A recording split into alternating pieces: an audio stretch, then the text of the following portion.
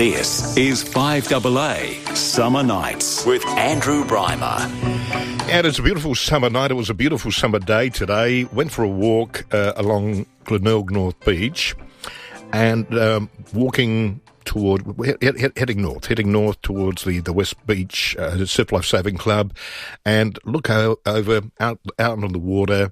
I see a fin, and I'm thinking, is that a shark or is that a dolphin? And normally when you see a dolphin, it comes up for air and then goes down and then again and comes up, and it's sort of got like a waving motion of movement. And this particular creature was pretty much flat under the surface with the fin showing. So I was starting to think it was a shark, and it was a reasonably sized one too. And then, thank goodness, I got a closer look, and it was actually a dolphin. But for a moment there, I was just a little bit concerned that it was a shark.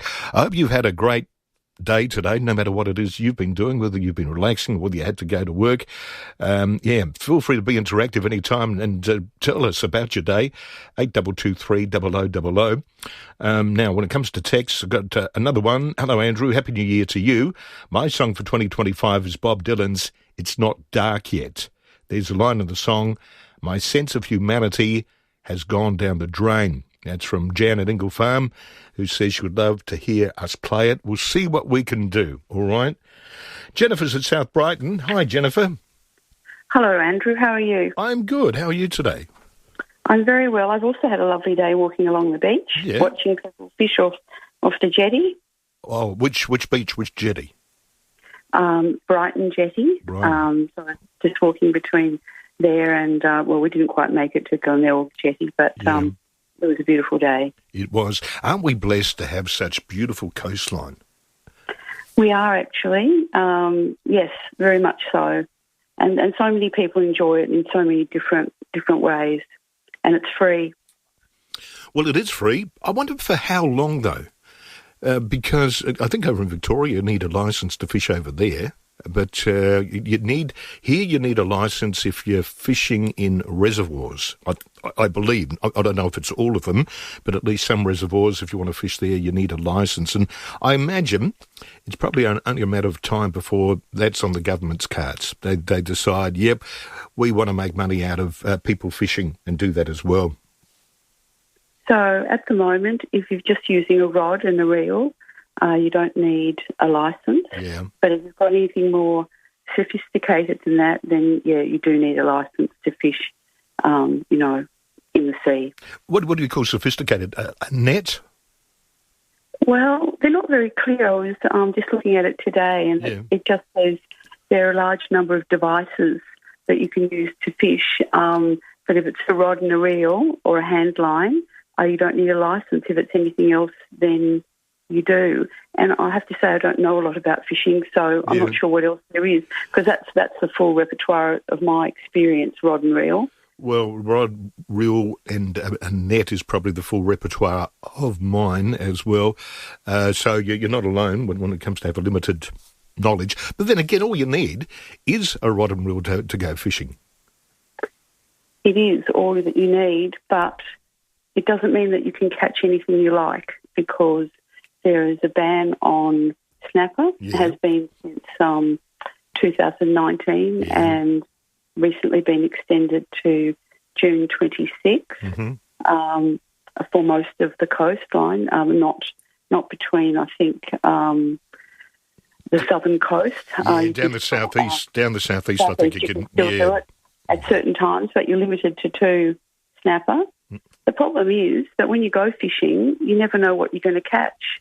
Well, that's the interesting part about it. You're 100% right. When you go fishing, you take whatever you're going to get, and you're happy with whatever you get. So the problem is that if you happen to pull up a snapper, you have to, throw it back if you're in the northern region. And the problem with that is apparently they're a fairly deep water fish, and coming to the surface creates problems for their lungs, and they get something called barrow trauma, which means that their stomachs swell suddenly, and you can even have their stomach come out of their throat. And at that point, the likelihood of surviving being thrown back in is pretty low. But that's what people have to do. They have to throw these snapper that they know are going to die or are already dead back, which doesn't make much sense to me, really. Well, me either. What's the point of that? There's no point at all. And it's not just snapper. I've heard about that with other fish too, which have been caught and released. The damage it does to the fish, they often do die, or they become prey to other fish. Yes. So the issue is that we've got recreational fishing is very popular in South Australia. Something like nearly 400,000 people in a survey said they had gone fishing, once at least. This is from the age of 5 upwards, I might say. They have gone fishing at least once in the previous year. And amongst men, 45 to 49, apparently they go fishing between 4 and 5 days a year. Well, and more, I imagine, if they're married. Well, I don't want to talk about that really, but you do hear of men going on these fishing trips, and apparently because they're going with other men, women don't have to worry. But yes, and so these fishing bans, particularly the one on snapper, they're taken in isolation. That's what I'm worried about. They're taken in isolation, and I don't think they take into account the effect on the economy in regional areas, on people who sell bait and tackle and, fuel for boats and even fuel for cars for that matter. And every time they bring in a ban, it affects these local economies tremendously. And that's a problem for these, because there's often not many ways of alternatively earning a living in these places. Yeah. And also has a huge impact on mental health because, again, when men are surveyed about why they go fishing, they say that they go there for the connection to nature and for the social opportunities of going out with a group. I mean, they're very happy to catch some fish and take it home, as well. But that's the bonus. The fishing, catching the fish is the bonus. You get out into the fresh air. And have you ever been out? You've gone out sailing? You've gone out on a boat into the ocean, Jennifer? I have. I used to go out with my dad and my 2 brothers. Yeah. We weren't very successful, but actually it was some of my fondest memories as a child, being out there with him. But how good is it for you psychologically? Just getting that fresh air, getting away from the shoreline, from all your problems. Whenever you go out to ocean on a boat, you leave all your problems behind. Sure, they're there when you get back, but for a short time, you're in a world of peace. It's wonderful. It is wonderful, and I'm concerned, just as a general government move to reduce the freedoms that people have, and I don't think often with enough justification, it's simply taken from a scientific point of view. Yeah. And a lot of that's, based on modelling and estimates and ideas about things, but they don't really know. So I know, for example, that after they brought in this snapper ban, they released 1 million little fingerlings into the water, and they've apparently coloured their gills with a purple dye. So if you get one of those fish, you'll know it's one of those. And fishing people are reporting to me that they're catching more snapper. And to me, that would be one of the best indicators that the snapper population is, getting back to a good level. Yeah. And yet they've increased the ban, and I don't understand that. But that's a point you make too. But if the anecdotal evidence is out there that people are accidentally catching more snapper, and that there are more numbers out there, that's also a good sign for our ecology too out there in the Gulf. It is a very good sign. It really, I agree with you. There's always been a tension, between commercial fishing and recreational fishing, but there are even, there's a group of people called sea kittens. I don't know if you've heard of them, but these are people who want to try to get people like me who eat fish to understand that fish have feelings and suffer pain, and that we shouldn't be catching fish at all. And they want to call fish sea kittens to try to bring out our emotions about, going after fish. And there's just so many restrictions on us, you know. I just they haven't been successful so far, but, you know, there are people out there who would like to see the end of fishing and the end of people eating fish, I should say, as well. So we just got to maintain our freedoms by pushing back when the government does things that doesn't give enough reason for doing things. Oh, look, and I think that's fair and reasonable for you to say that, and we should all be pushing back, because if we don't, the government will just ride roughshod over us. It's only by voicing our dissent that they get an indication that, you know, what they're doing, we're not happy with it, and they change their tune. In a lot of circumstances, not all, but it's really up to the people to be vocal, write letters, get involved, become active in opposing anything they're not happy about. Have you had much dealings with other fishing organisations or groups at all with what you're doing at the moment? I've had quite a lot to do with people involved with hunting, and you probably know that from the 1st of December last year now, that bow hunting has been banned in South Australia, and there's something like 60,000 bow hunters in South Australia. I don't think any of them were consulted. Anyway, the reason for this ban was based on the fact that there was a policeman that was injured with a bow and arrow, and there was a cat called George also, I think, met an untimely death, and there was some other incident as well. But on the basis of that, apparently all bow hunting had to be banned in South Australia. And, you know, if you think about the evidence for banning it, it's pretty weak. You know, we don't apply that to driving a car. I mean, there are accidents every day and people die on our roads, and we don't ban, you know, being able to drive a car or own one. You know, marriage doesn't always end up, you know, the way you'd like it to be, but we still let people get married.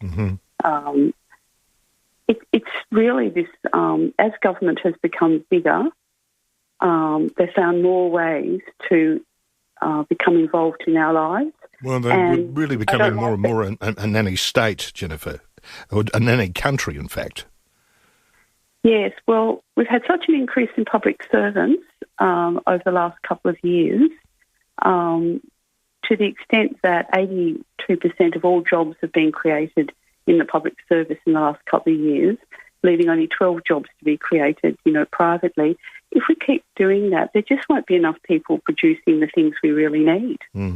And there'll be too many people going and, you know, checking up on us. I mean, in the ACT, I know it's not South Australia yet, but if you have more than 5 barbecues a year, you're meant to have a health and safety officer present. Why? And that's been the case. Well, because, you know, there's a risk to health, to public health. If you don't look, I mean, I'd say most people know how to do a barbecue. Yeah, absolutely. But this is what happens when you've got too many public servants, which is what they've got in the ACT. And so they've, you know, increasingly you need a health and safety officer if you're going to have 5 barbecues or more a year. I haven't been counting how many we've had here at home, luckily. But I just think that if the government was a bit smaller in size, they'd refocus on doing things we really need and not find ways, you know. I mean, going back to fishing, if you're in the southern region and you catch 2 snapper, you've got to go onto a government app and you've got to report those 2 fish and give details. You know, what are they going to do with that information? Who's going to bother? Who's going to bother? Who's going to bother to report that? Seriously.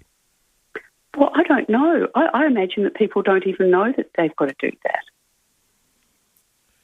But it's just ridiculous to expect a recreational angler to spend the time to make a report like that to a government organisation. Yes. I don't think there's anybody who would actually do that. No. Yeah, exactly. So there's all kinds of what you call red and green tape that keep a lot of public servants in jobs. And really, that money would be better spent, really, on core matters, I think, rather than regulating their activities. Well, Jennifer, the trouble with the large bureaucracy as well is the people who make up the bureaucracy, they don't have a true understanding, in my belief, in the majority of cases, and I could be wrong, and if I'm wrong, somebody tell me, but in the majority of cases, they don't have a true understanding about what it's like to run a business, to be out there in the real world where you've got to make a buck and you've got to hustle. They go to work, they follow the guidelines, regulations of whatever bureaucracy they are a part of, and their job is to claw as much money as they can out of you and I, people trying to make a living in the real world. And is it any wonder that so many businesses have gone under last financial year and will continue to go under while we are governed the way that we are governed, with a bureaucracy that doesn't understand what it needs to make a living, to make a living in the real world. And I agree with you. I've worked in the public service and I've worked in the private sector, but, when you're in the public service, you've got all these conditions, I'm not well today, so I don't come in, right? Or my child's not well, so I won't take carer's leave. I've got set hours. Look, you know what, I'd like a long lunch today. Oh, okay, well, I'll make up my time another time. But if you're running a business... Hey, you're working sometimes 7 days a week and long hours. And long hours, and you've got all these... you collect money for the government with the GST. You collect it. You've got to account for it. Yep. Not your money. And I don't think public servants do understand that. And it's no surprise, really, that they are such popular jobs. But they don't. The government doesn't create wealth. It can destroy it, but it doesn't create wealth. No. And we've had a large number of quarters now of falling GDP per person, which means that our living standards are deteriorating. But that at the same time we're adding to the number of public servants that we've got, and there's been no demonstrable increase in satisfaction or in services that people are providing either. So I just think that we need to go back to, really rewarding people for working hard and taking risks and starting businesses. 100%. And it's through that we will grow. Hey, Jennifer, I've got to keep on moving on, but we talked about a couple of interesting things. Thank you very much for taking the time to come on air. That's very kind of you, Andrew. Yeah, thanks. No worries at all. And you call me again. We can talk more. That would be lovely. Thanks so much, Andrew. Bye-bye. All the best to you. Thanks very much. Okay, it's 23 minutes to 8 here on 1390.